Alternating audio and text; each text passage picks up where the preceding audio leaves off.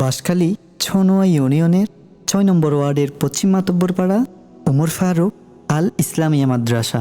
এই মাদ্রাসাটি প্রতিষ্ঠা করেছিলেন কাতার প্রবাসী এক নিবেদিত প্রাণ মানুষ ওমর ফারুক সাহেব।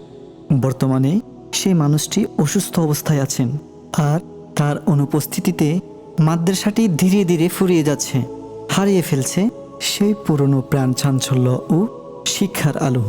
সময় এসেছে আমরা সবাই একসাথে এগিয়ে আসার, এই মাদ্রাসাটিকে আবার জাগিয়ে তোলার, শিক্ষার প্রদীপটি জ্বালিয়ে রাখার। আল্লাহ তাআলা ওমর ফারুক সাহেবকে দ্রুত সুস্থতা দান করুক এবং তার এই সাদকায়ে জারিয়া উদ্যোগকে চিরস্থায়ী করে রাখুক।